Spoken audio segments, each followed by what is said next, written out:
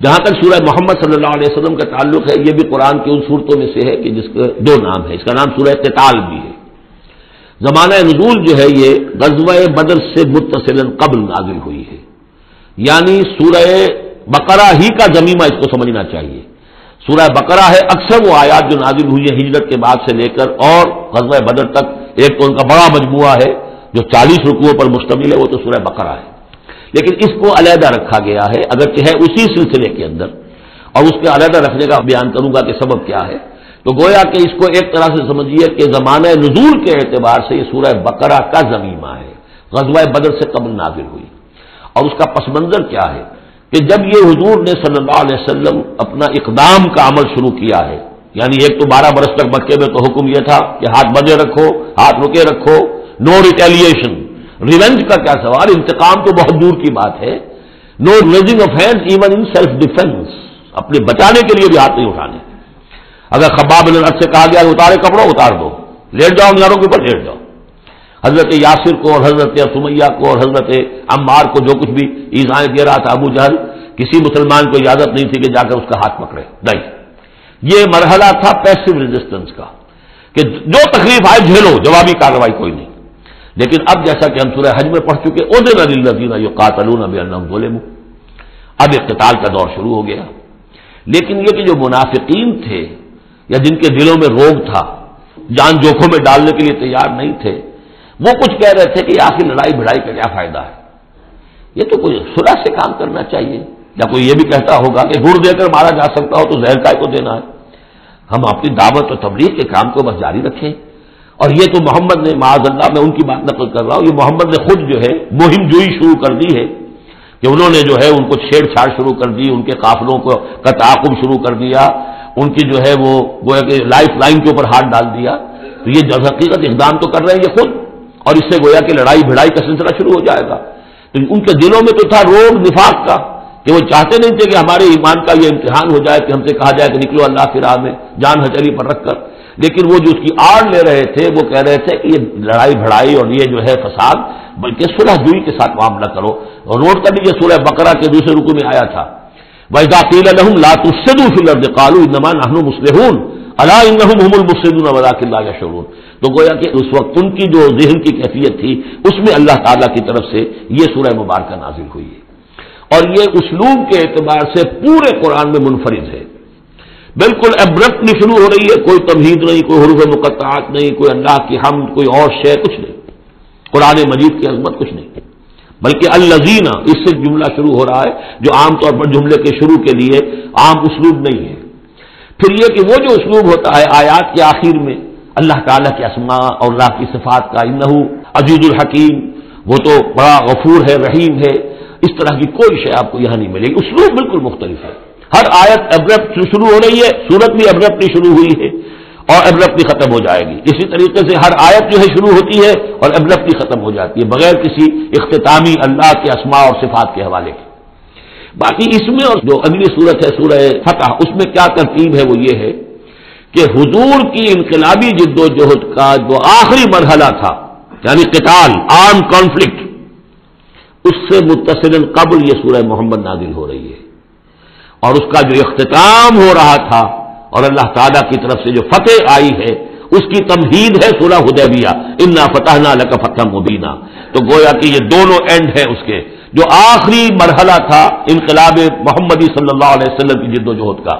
اس میں جو عام کانفلکٹ شروع ہو رہا ہے غزوہ بدر سے، اس سے قبل یہ صورت نازل ہوئی. اور جب آخری فتح ہونے والی ہے اور وہ فتح مکہ کی ہوگی، لیکن اس سے قبل جو اللہ نے تمہیدی فتح دی ہے وہ فتح ہے انا فتحنا لک فتحا مبینا، وہ صلح حدیبیہ جس کا ذکر جو ہے وہ سورہ فتح کے اندر ہے. یہ ربط ہے ان میں. بسم اللہ الرحمن الرحیم. الذین کفروا وصدوا عن سبیل اللہ اضل اعمالهم، جن لوگوں نے کفر کیا اللہ کے راستے سے روکا اور خود بھی رکے. صدا یا سدو میں عرض کر چکا ہوں بار بار، رکنا بھی روکنا بھی یہ فعل لازم بھی ہے، فعل متعدی بھی ہے. جنہوں نے کفر کیا خود بھی رکے اور دوسروں کو بھی روکا اللہ کے راستے سے، اللہ نے ان کی ساری جد و جہد کو ضائع کر دیا. اضل اعمالهم،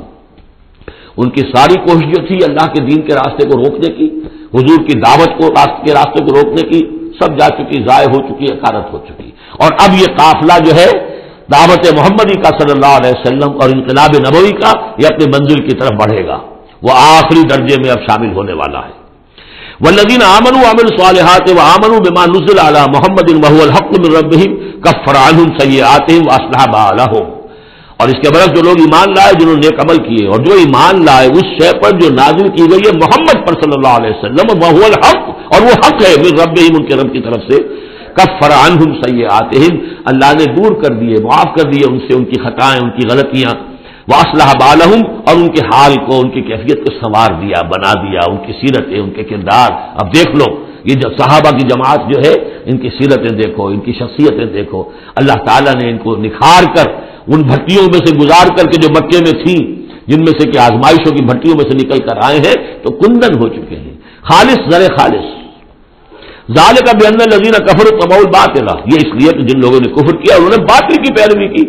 لہذا وہ تو نتیجہ اس کا وہی نکلنا تھا جو نکل رہا ہے۔ وَأَنَّ الَّذِينَ آمَنُوا اتَّبَعُوا الْحَقَّ مِن رَّبِّهِمْ، اور جو لوگ ایمان لائے انہوں نے پیروی کی حق کی جو ان کے رب کی طرف سے آیا ہے۔ كَذَلِكَ يَضْرِبُ اللَّهُ لِلنَّاسِ أَمْثَالَهُمْ، اسی طرح اللہ تعالیٰ لوگوں کے لیے ان کی مثالیں بیان کرتا ہے۔ فَإِذَا لَقِيتُمُ الَّذِينَ كَفَرُوا فَضَرْبَ الرِّقَابِ، اب یہ ہے آیت جو مشکلات القرآن میں سے ہے۔ اس کی وجہ کیا ہے کہ اس میں بھی ایک تقدیم و تاخیر ہے۔ تقدیم و تاخیر کا اصول میں بتا چکا ہوں، قرآن مجید میں ہوتا ہے اس کے آہنگ کی وجہ سے، اور غور کرنا پڑتا ہے کہ اس کی اصل ترتیب کیا ہے، اور اس سے پھر بات واضح ہوتی ہے۔ تو یہ قانون دیا جا رہا ہے، اسی کا حوالہ تھا سورہ انفال میں کہ اگر یہ پہلے سے بات نہ آ گئی ہوتی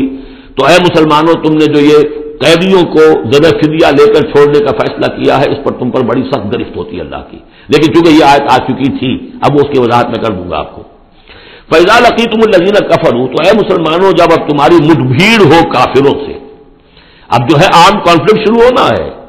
اب تلوار سے ٹکرائے گی، میدان میں تمہیں آنا پڑے گا، تو اس کا قاعدہ کیا ہے؟ فَضَرْبَ الرِّقَابِ، تو ان کی گردنوں کو مارنا ہے، پہلا کام یہ ہے، ان کی گردنیں مارو، انہیں قتل کرو۔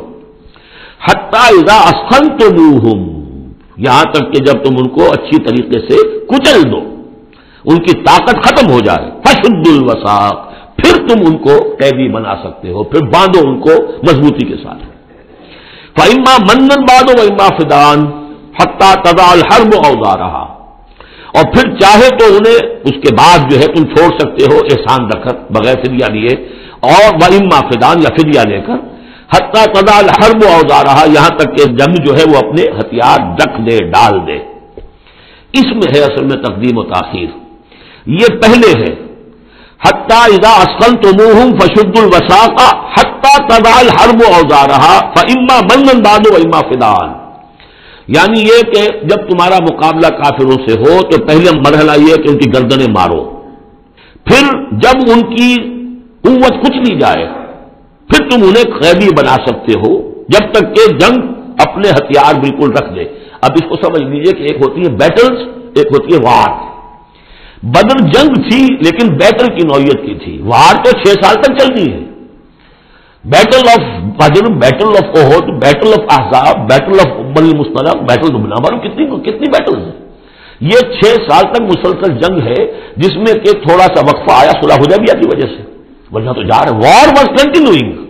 وار ابھی ختم نہیں ہوئی ہے، ایک بیٹل ختم ہوئی ہے، ایک مہم ختم ہوئی ہے، ایک لڑائی ختم ہوئی ہے، جنگ تو جاری ہے۔ حتیٰ تضع الحرب اوزارہا، جبکہ وہ جنگ اپنے ہتھیار رکھ دے، یعنی اس درجے وہ دین کا غلبہ ہو جائے کہ اب کوئی ریزسٹنس نہ رہے، تو پھر یہ ہے کہ چاہے تم ان کو چھوڑ دو فدیہ لے کر، اور چاہے تم ان کو ویسے بھی احسان سے بھی چھوڑ دو تو کوئی حرج نہیں، احسان کرو بغیر فدیہ لیے بھی چھوڑ دو تو کوئی حرج نہیں، لیکن جب تک کہ ابھی مقابلہ چل رہا ہے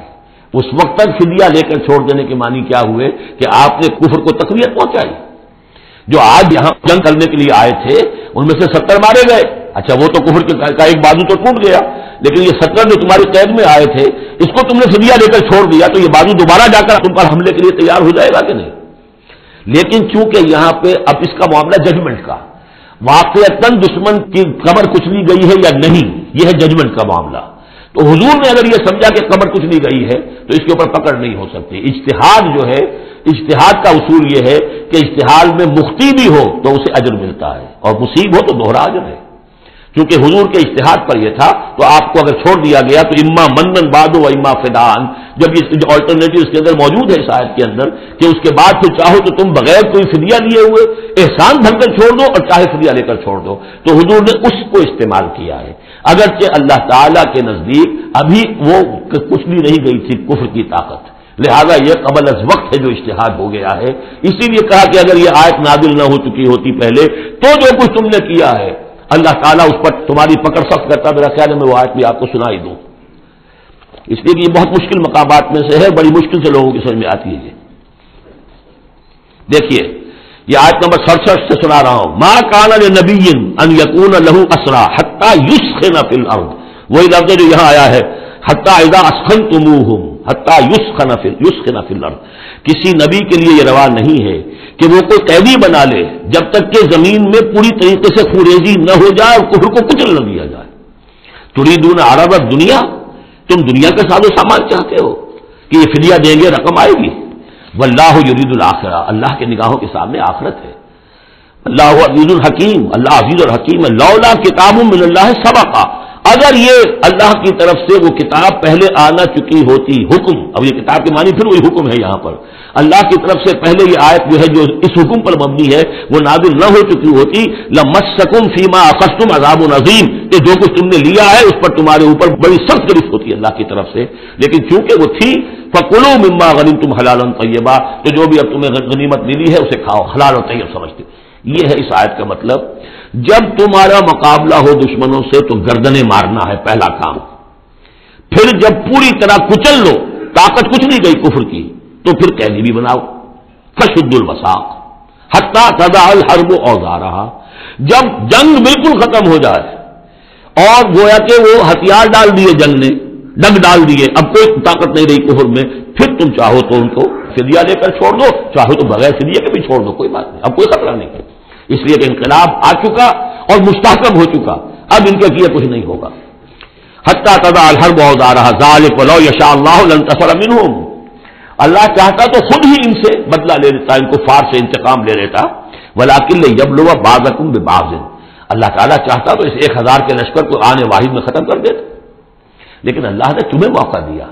تمہاری آزمائش کی، تمہارے صبر کا امتحان لیا، لیکن اللہ تعالیٰ امتحان لیتا ہے، جانچتا ہے بعض کو بعض کے ذریعے سے، وہ 1000 کے لشکر کے ذریعے سے ان 313 کے استقامت کی، ایمان اور استقامت جو ہے اس کی آزمائش ہو گئی۔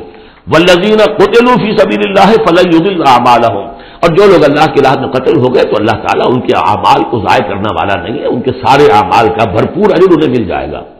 سیہدیہم ویصلح بالہم، اللہ تعالیٰ ان کو راہ دے گا، پہنچا دے گا، جنت تک پہنچا دے گا، اور ان کے جو معاملہ ہوگا وہاں پہ ان کے احوال بہت اعلیٰ ہوں گے، بہت عمدہ ہوں گے۔ وَيُدْخِلُهُمُ الْجَنَّةَ عَرَّفَهَا لَهُمْ، اور داخل کرے گا انہیں اس باغات میں جو پہلے ہی انہیں پہچنوا دی ہے، بتا دیا ہے کہ اس جنت میں کیا کچھ ہوگا، وہ تو ہم بتا چکے ہیں قرآن کے اندر، اس جنت میں داخل کرے گا۔ یا ایھا الذین آمنوا ان تنصروا اللہ ینصرکم ویثبت اقدامکم، اہل ایمان اگر تم اللہ کی مدد کرو گے تو اللہ تمہاری مدد کرے گا اور تمہارے قدموں کو جما دے گا، یہ بہت اہم قانون ہے اللہ کا، تم اللہ کی مدد کرو گے تو اللہ مدد کرے گا، تم اللہ کے دشمنوں سے پینے بڑھاؤ، دوستیاں کرو، ان کی وفاداریوں کے دم بھرو، انہیں اپنا سرپرست سمجھو، انہیں اپنا حمایتی اور مددگار سمجھو، اور ساتھ ہی دعا کرو تو دعائے قنوت نازلہ چاہے سال بھر کرتے رہو گے اللہ نہیں سنے گا تمہاری دعا۔ ڈھاکہ گیا، مشرقی پاکستان گیا، بدترین شکست آ گئی، قنوت نازلہ مکے میں بھی اور مدینے میں بھی پڑھے جا رہے تھے اور پورے پاکستان میں پڑھے جا رہے تھے، اللہ نے نہیں سنی۔ تمہاری دوستیاں کس سے؟ اللہ سے تو ہے نہیں، اللہ کے خلاف تو اعلان جنگ ہے، تمہاری ساری معیشت سود پر چل رہی ہے، تم نے اللہ کے باغیوں کو دوست بنایا ہوا، انہیں اپنا سرپرست سمجھتے ہو، انہی کی مدد پر تمہارا جو ہے سارا سہارا بھروسہ ہے۔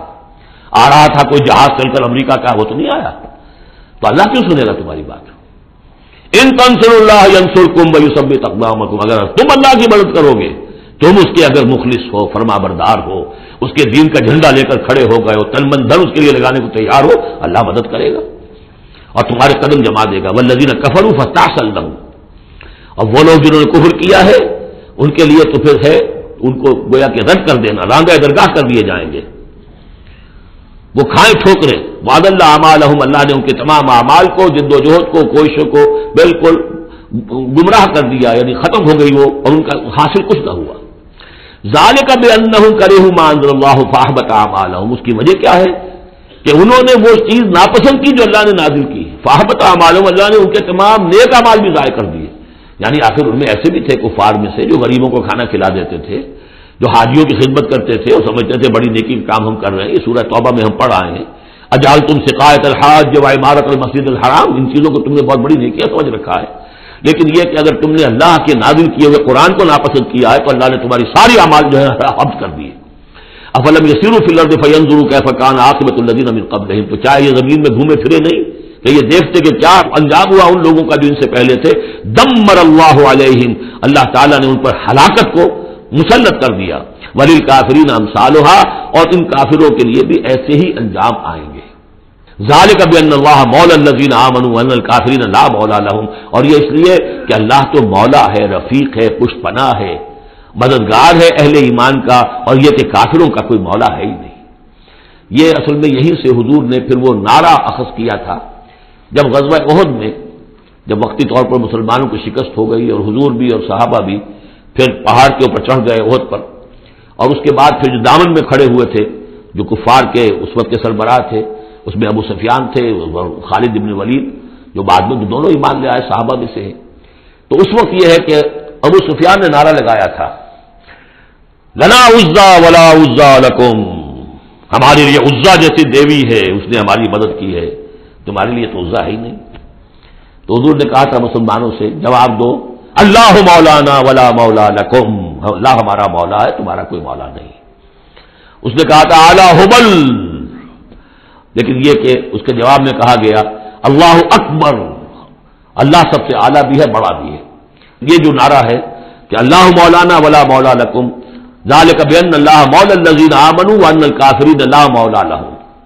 ان اللہ یدخل الذین آمنوا وعملوا الصالحات جنات تجری من تحتها الانہار، یقیناً اللہ تعالیٰ داخل کرے گا ان لوگوں کو جو ایمان لائے، جن نے نیک عمل کیے، ان باغات میں جن کے دامن میں ندیاں بہتی ہوں گی.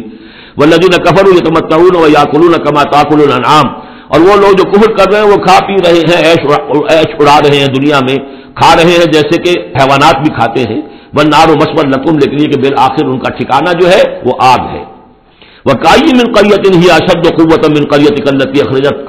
اور اے نبی کتنی ہی بستیاں ایسی گزری ہیں کہ جو اس بستی سے کہیں زیادہ قوت میں تھیں جس نے آپ کو نکلنے پر مجبور کیا ہے. مکے سے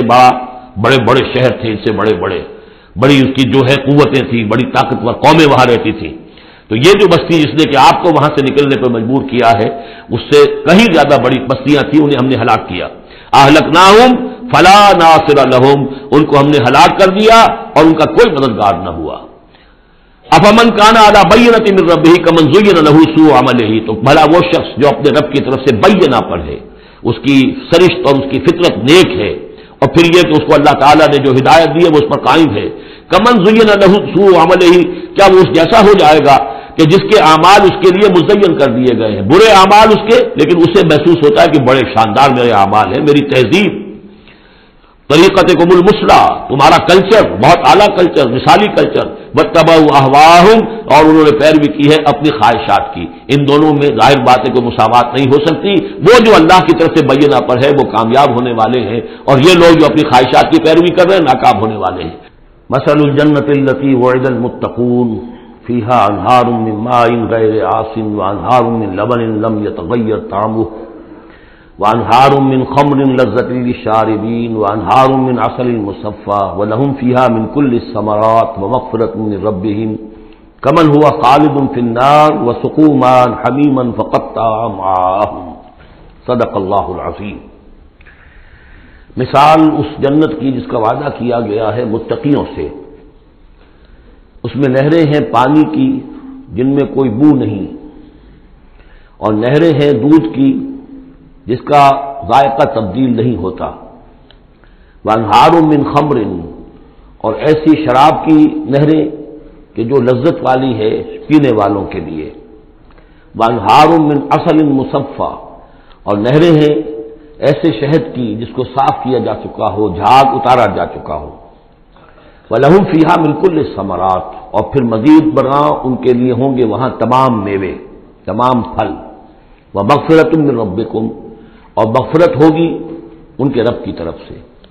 کمن ہوا خالد فی النار، بھلا وہ لوگ کہ جو ان جنتوں میں ہوں گے ان کے برابر ہو سکتے ہیں وہ کہ جو ہیں آگ میں، جو رہیں گے ہمیشہ آگ میں. وَسُقُوا مَاءً حَمِيمًا، اور انہیں پینے کو دیا جائے گا کھولتا ہوا پانی فقطع امعاءہم، جو ان کی عتلیوں کو کاٹ کر رکھ دے گا۔ ومنہم من یستمع الیک، اب یہاں سے جو اصل مضمون اس سورہ مبارکہ کا ہے، جو میں پہلے عرض کر چکا ہوں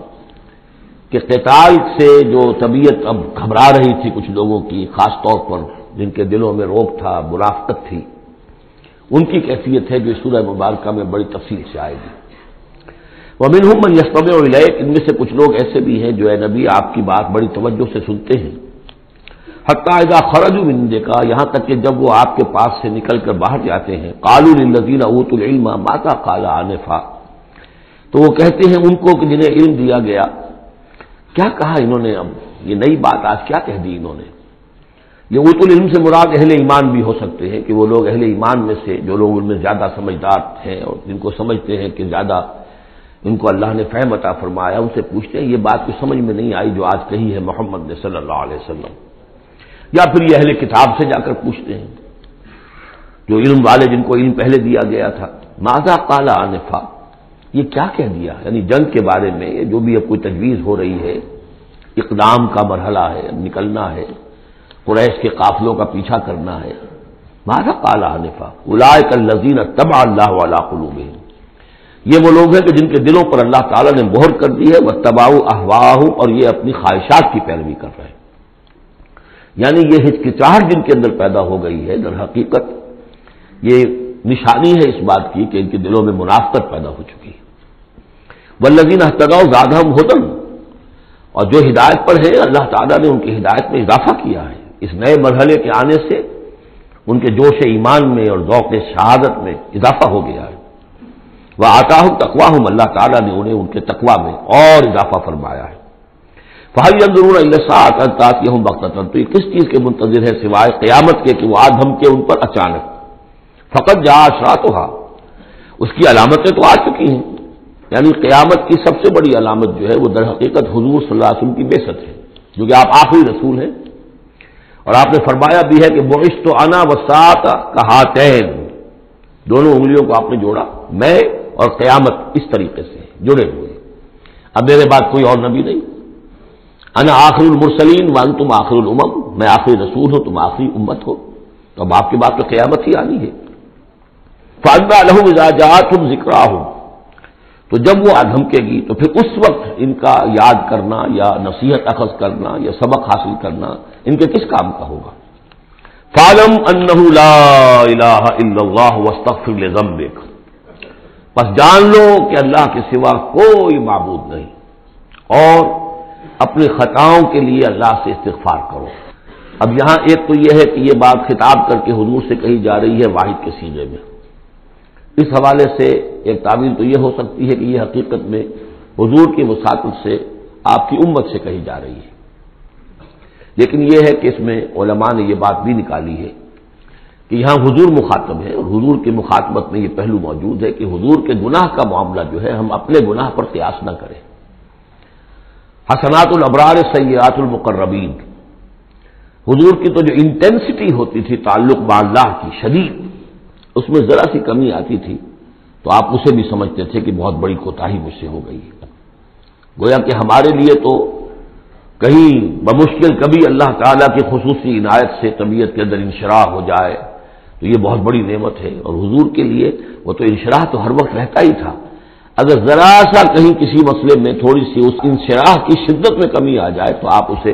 بہت بڑی اپنی کوتاہی، بڑا گناہ سمجھتے تھے۔ ویسے میری ایک ذاتی رائے بھی ہے، وہ میں اگلی صورت میں آ کر اس بات کو پورے طور سے واضح کروں گا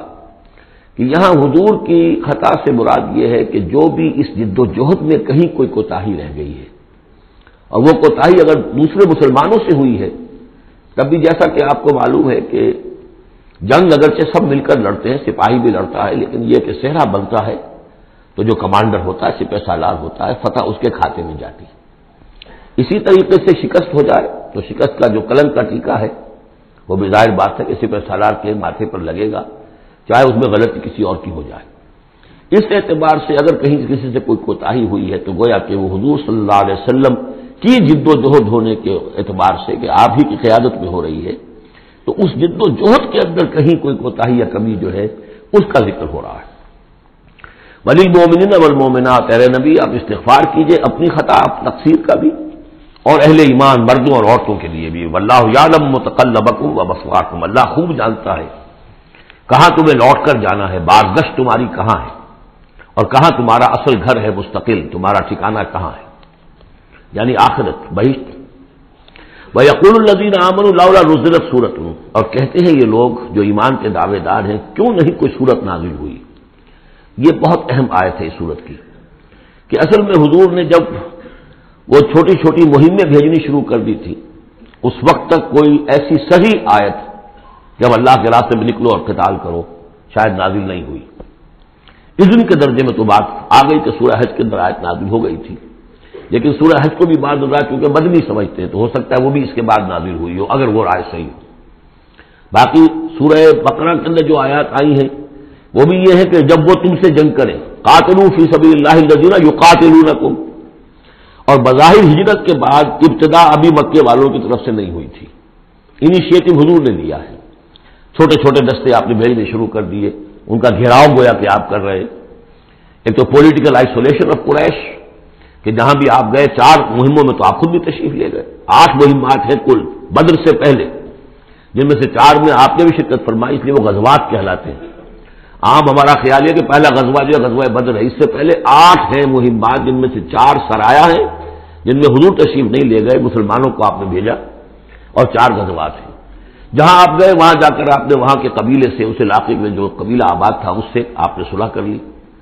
اب یا تو وہ پہلے حلیف تھا قریش کا، اب حلیف بن گیا وہ حضور کا صلی اللہ علیہ وسلم، یا یہ کہ نیوٹرل بن گیا، اس نے کہا کہ نہ ہم آپ کی مدد کریں گے قریش کے خلاف، نہ قریش کی مدد کریں گے آپ کے خلاف۔ نتیجہ یہ ہوا کہ پولیٹیکل جو انفلوئنس تھا، zone of influence, political influence Quraysh کا وہ کم ہو رہا ہے۔ پھر آپ نے قافلوں کا پیچھا کیا تو اس سے اندازہ ہوا کہ اب ان کی لائف لائن جو ہے، ان کی تو شہرت تھی وہ، اس کے اوپر آپ نے ہاتھ ڈالا۔ یہ چیزیں چونکہ آپ کی طرف سے ہوئی ہیں، اس وقت تک مکے والوں کی طرف سے جو بھی کچھ انہوں نے کیا، مکے میں ستایا مارا پیٹا، وہ تھے اپنی جگہ۔ ہجرت کے بعد ان کی طرف سے کوئی اقدام نہیں ہوا۔ اس پر یہ لوگ جو تھے جو ذرا اس جنگ وغیرہ سے اور اس معاملے سے اپرا رہے تھے تو ان کو ایک دلیل ملی ہوئی تھی،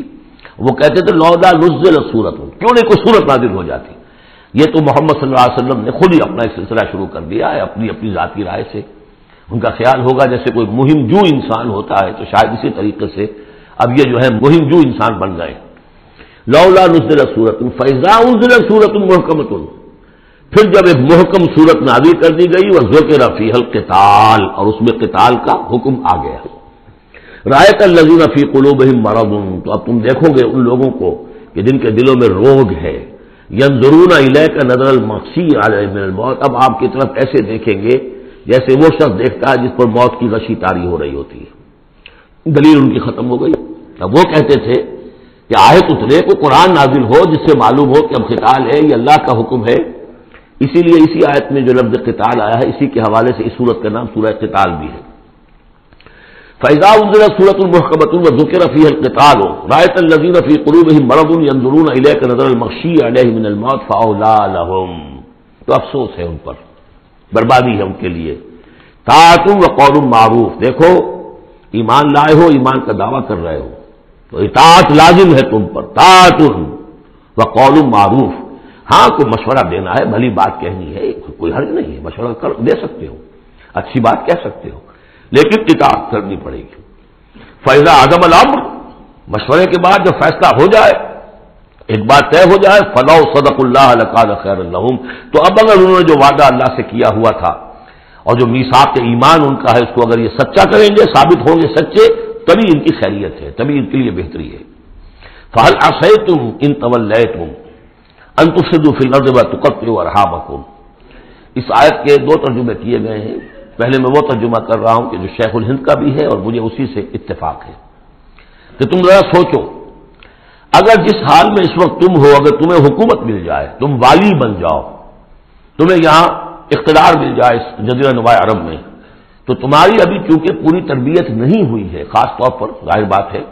کہ جو انصار مدینہ تھے ابھی ایمان لائے تھے، ان کی تربیت تو نہیں ہوئی، ان میں ایک بڑی تعداد ایسے لوگوں کی بھی شامل تھی، آپ کو معلوم ہے کہ جو منافق تھے، آخر غزوہ احد میں 1/3 نفری جو ہے وہ نکل کر چلی گئی تھی، تو معلوم ہوا کہ اس میں اتنی بڑی تعداد میں منافق بھی تھے. اگر اس حال میں تمہیں کہیں حکومت مل جائے تو تم کیا کرو گے؟ تفسدوا فی الارض، زمین میں فساد مچاؤ گے، وتقطعوا ارحامکم، اور اپنے رحمی رشتے کاٹو گے. یہ بات سمجھنی چاہیے ان جماعتوں کو بھی کہ جو چاہے اپنے دانش میں دین کے لیے اقتدار حاصل کرنا چاہتی ہے کہ ہم دین کو قائم کرنے کے لیے چاہتے ہیں کہ ہمارا غلبہ ہو، لیکن یہ کہ اگر وہ اپنے کارکنوں کی تربیت پر زور نہیں دیں گے، ان میں خلوص اور اخلاص اور للہیت، خالص اللہ کے لیے جو کرنا ہے اللہ کے لیے اور دین کے احکام کے مطابق، اگر ان جماعتوں کے کارکن جو ہیں وہ اس کی پوری تربیت یافتہ نہیں ہوں گے تو ہو سکتا ہے کہ بجائے اگر انہیں کہیں اختیار مل جائے تو بجائے اصلاح کے اور فساد ہو جائے. اور پہلا فساد تو اس اعتبار سے کہ بہرحال وہ لوگ فاسق اور فاجر تھے، انہوں نے جو فساد مچایا سو مچایا، لیکن اگر دین کے نام پر کہیں فساد مچ جائے تو پھر دین بدنام ہو جائے گا. یہ ہے مضمون کہ جو یہاں اس آیت میں آیا ہے کہ ابھی تمہیں امتحانوں میں سے گزرنا پڑے گا، بھٹیوں میں سے نکلو گے تب تم ذرے خالص بنو گے اور کندن بنو گے.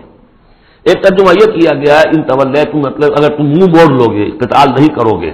تو اس کا نتیجہ یہ نکلے گا کہ زمین میں فساد ہوگا اور تم اپنے رحمی رشتے قطع کرو گے. لیکن میرے نزدیک پہلا مضمون، یہ ترجمہ میں آپ کو پڑھ کر سنا رہا ہوں، شیخ الہند کا ہے. پھر تم سے یہ بھی توقع ہے کہ اگر تم کو حکومت مل جائے تو خرابی ڈالو ملک میں اور قطع کرو اپنی قرابتیں. مجھے اسی سے اتفاق ہے. اولئک الذین لعنهم اللہ فاصمهم واعمی ابصارهم، یہ وہ لوگ ہیں جن پر اللہ تعالیٰ نے لعنت کی ہے اور انہیں بہرا بھی کر دیا ہے اور ان کی نگاہوں کو اندھا کر دیا ہے. افلا یتدبرون القرآن ام علی قلوب اقفالها، کیا یہ قرآن پر تدبر نہیں کرتے؟ قرآن پر تدبر کریں، اس کے بین السطور بھی تو پڑھیں. غلبہ دین کی جد و جہد میں سارے مراحل آنے والے ہیں، یہ تو ان سے پہلے کہہ دیا گیا تھا، سورہ عنکبوت میں آ چکا تھا. احسب الناس ان یترکوا ان یقولوا آمنا وهم لا یفتنون، کیا لوگوں نے یہ سمجھا تھا کہ صرف یہ کہنے سے کہ ہم ایمان لائے انہیں چھوڑ دیا جائے گا اور بخش دیا جائے گا اور انہیں آزمایا نہیں جائے گا؟ وَلَقَدْ فَتَنَّا الَّذِينَ مِن قَبْلِهِمْ فَلَيَعْلَمَنَّ اللَّهُ الَّذِينَ صَدَقُوا وَلَيَعْلَمَنَّ الْكَاذِبِينَ. ہم نے تو ہمیشہ جو بھی ان سے پہلے تھے ان کو بھی آزمایا ہے، اور اللہ تو صاف کھول دے گا، واضح کر دے گا کہ کون حقیقت میں سچے مومن ہیں اور کون جھوٹ موٹ کے مومن بنے ہوئے ہیں. اور اسی صورت میں آگے بھی آ گیا فَلَيَعْلَمَنَّ اللَّهُ الَّذِينَ آمَنُوا وَلَيَعْلَمَنَّ الْمُنَافِقِينَ. اللہ تو بالکل دودھ کا دودھ پانی کا پانی جدا کر دے گا کہ اللہ تعالیٰ کھول دے گا کہ کون واقعی مومن اور کون منافق ہے. تو کیا یہ لوگ قرآن پر تدبر نہیں کرتے یا ان کے دلوں پر کفر پڑ چکے ہیں؟ ان الذین ارتدوا علی ادبارہم من بعد ما تبین لهم الہدی، یقیناً وہ لوگ جو اپنی پیٹھوں کے بل مڑ جائیں گے اس کے بعد کہ ان پر ہدایت واضح ہو چکی ہو. الشیطان سول لهم، شیطان نے در حقیقت ان کے لیے یہ مرحلہ ارتداد کا اور پیچھے مڑ جانے کا آسان کر دیا ہے. واملی لهم، اور ان کو بڑی طول عمل کے اندر پھنسا دیا ہے، لمبے لمبے ان کی امیدیں ہیں دنیا کے اندر. ظاہر بات ہے دنیا میں بڑے بڑے نقشے بنا رکھے ہیں، تو اب یہ میدان جنگ میں جاتے ہوئے تو انسان کترائے گا. ذالک بانہم قالوا للذین کرہوا ما نزل اللہ سنطیعکم فی بعض الامر، یہ اس لیے ہے کہ انہوں نے کہا ان لوگوں سے جنہیں ناپسند ہے وہ شے جو اللہ نے نازل کی. اللہ نے قرآن نازل کیا، یہ ناپسند کس کو تھا؟ قریش کو تھا، کفار کو اور یہود کو. تو یہ لوگ جو ایمان تو لے آئے تھے لیکن یہ کہ ان کے اندر وہ روگ تھا، دلوں میں وہ مرض تھا، وہ نفاق کی بیماری جڑ پکڑ چکی تھی. وہ یہ کہتے تھے ذالک بانہم قالوا للذین کرہوا ما نزل اللہ، جن لوگوں کو یہ اللہ کے اتاری ہوئی کتاب اور اللہ کے اتارے ہوئے احکام پسند نہیں آتے، ان سے جا کر ان کا سنطیعکم فی بعض الامر، کہ دیکھیے ہم اگرچہ ایمان تو لے آئے ہیں، وہ محمد کی بات تو ہمیں ماننی ہے لیکن ہم آپ کی بھی اطاعت جاری رکھیں گے، کچھ چیزوں کے اندر آپ کی بات پر ہم عمل کریں گے، آپ کا حکم مانیں گے. آپ یہ نہ سمجھیے کہ ہم نے آپ سے اپنا رشتہ بالکل توڑ لیا. منافق اسی کو کہتے ہیں کہ جس نے دونوں کے ساتھ جوڑا رکھنے کی اپنے آپ کو کوشش کی. مذبذبین بین ذالک لا الہ الا ولا الہ الا، ان کے پاس جاتے تو کہتے ہیں، اہل ایمان کے پاس آتے تو کہتے ہیں ہم ایمان لے آمنا. وَإِذَا خَلَوْا إِلَىٰ شَيَاطِینِهِمْ قَالُوا إِنَّا مَعَكُمْ إِنَّمَا نَحْنُ مُسْتَهْزِئُونَ وَاللَّهُ يَعْلَمُ إِسْرَارَهُمْ، اور اللہ تعالیٰ کو خوب معلوم ہے جو کچھ کی یہ خفیہ باتیں کرتے ہیں جا کر. فَكَيْفَ إِذَا تَوَفَّتْهُمُ الْمَلَائِكَةُ يَضْرِبُونَ وُجُوهَهُمْ وَأَدْبَارَهُم، تو کیا حال ہوگا ان کا جب کہ ان کی جانیں قبض کریں گے فرشتے، ان کے چہروں پر ضرب لگاتے ہوئے، ان کی پیٹھوں کے اوپر ضرب لگاتے ہوئے. ذَلِكَ بِأَنَّهُمُ اتَّبَعُوا مَا أَسْخَطَ اللَّهُ، یہ اس لیے کہ انہوں نے پیروی اس چیز کی جو اللہ کو ناپسند ہے. وَكَرِهُوا رِضْوَانَهُ، اور ناپسند کیا انہوں نے اللہ کی رضا کو. فَأَحْبَطَ أَعْمَالَهُمْ، تو اللہ نے ان کے سارے اعمال اکارت کر دیے، حبط کر دیے. یعنی اب تک انہوں نے حضور کے پیچھے نمازیں جو پڑھی ہیں اور جو بھی کوئی نیکیاں کی ہیں، اب جب مرحلہ آ گیا ہے قتال کا اور یہ جی چرا رہے ہیں،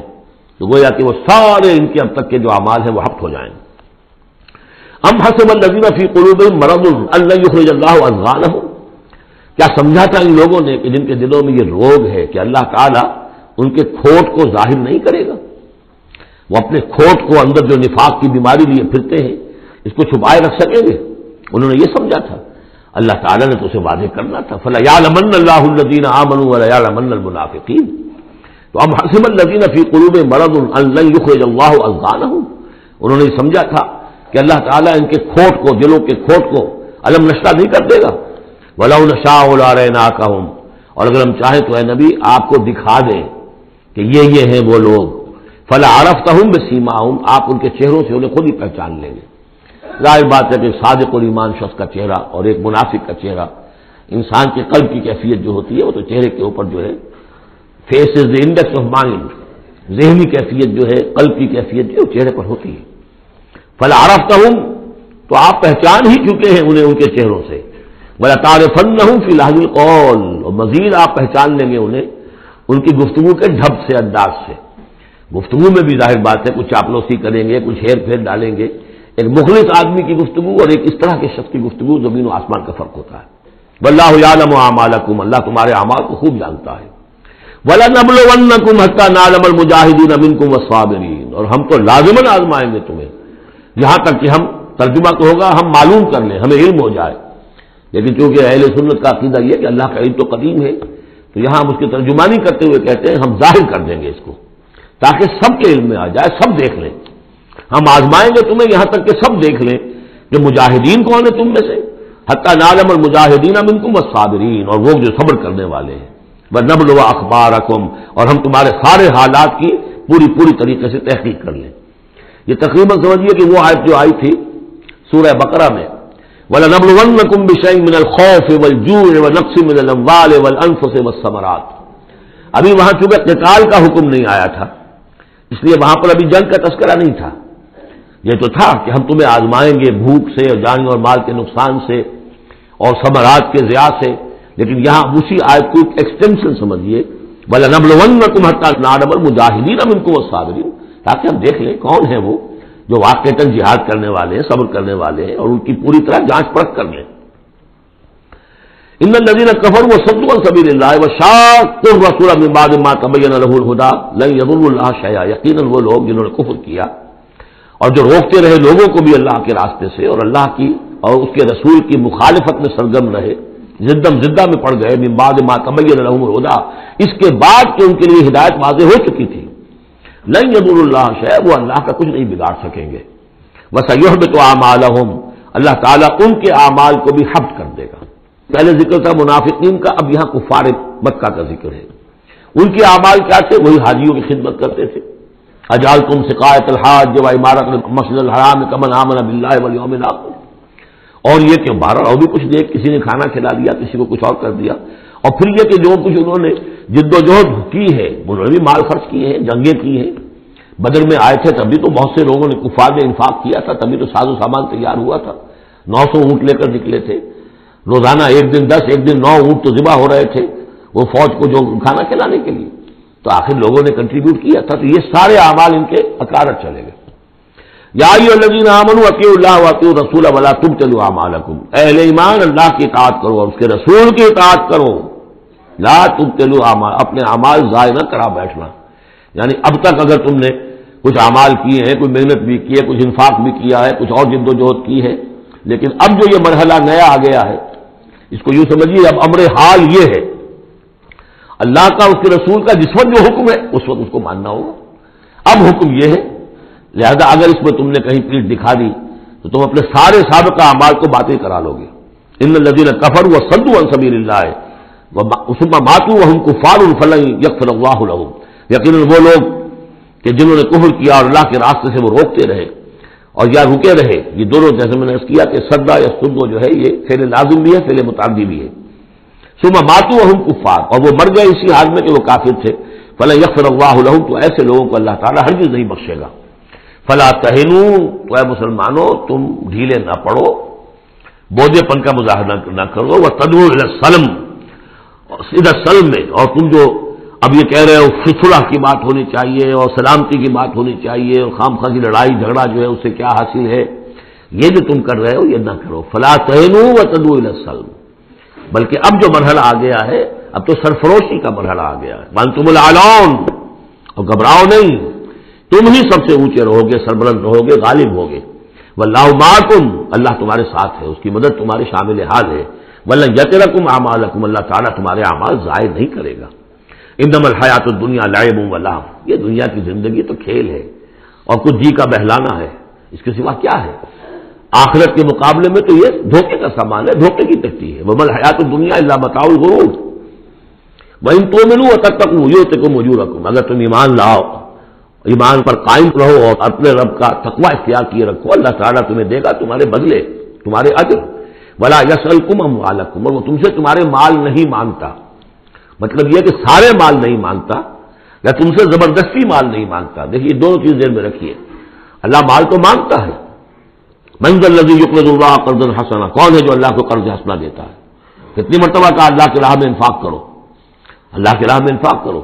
سورہ بقرہ میں ہم پڑھ چکے ہیں انفقوا فی سبیل اللہ ولا تلقوا بایدیکم الی التہلکہ، اللہ کی راہ میں خرچ کرو، لگا دو، اپنے آپ کو اپنے ہاتھوں ہلاکت میں مت ڈالو. یہ اللہ کا مال مانگنا تو ہے، لیکن ایک تو یہ کہ جبر نہیں کیا. یہ کمال ہے محمد رسول اللہ صلی اللہ علیہ وسلم کا، اتنی عظیم انقلابی جد و جہد.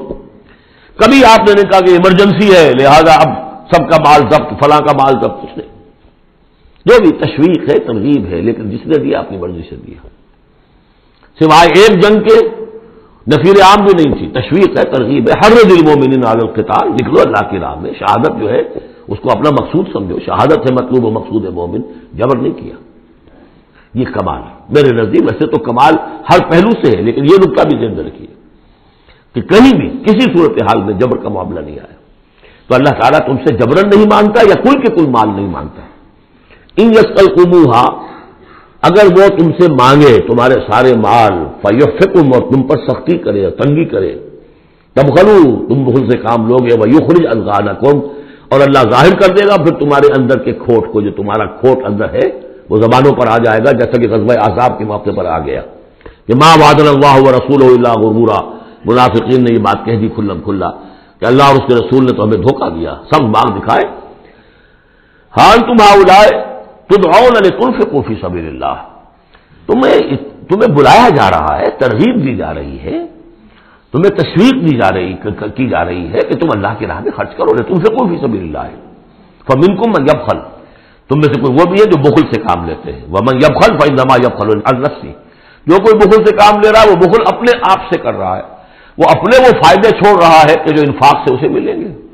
ایک کے 700 ملتے ہوں تو اگر نہیں دے رہے آپ ایک تو کس کا گھاٹا کیا؟ اپنا نقصان کیا نا. تو وہ تو اپنی جان سے ہی نفس کا بخل کر رہا ہے. واللہ الغنی وانتم الفقراء، اور اللہ تعالیٰ تو غنی ہے، یہ تو تمہارے امتحان کے لیے مانگ رہا ہے تم سے. اللہ کو قرض دو، اللہ تعالیٰ تم سے صدقات بھی قبول کر لیتا ہے. ويقبل الصدقات، صدقات قبول کر لیتا ہے. یہ اللہ تعالیٰ کی طرف سے تمہارے لیے تمہارا اعزاز ہے، اکرام ہے.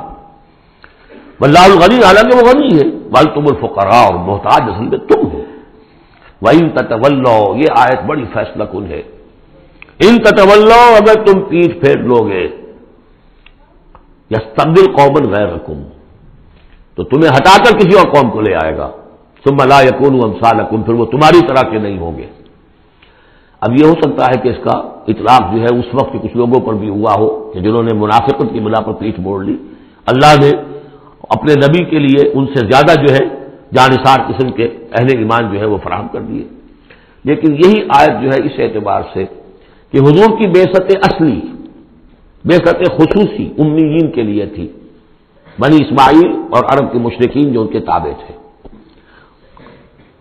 ان کے لیے یہ کہ یہ بات ان سے کہی جا رہی ہے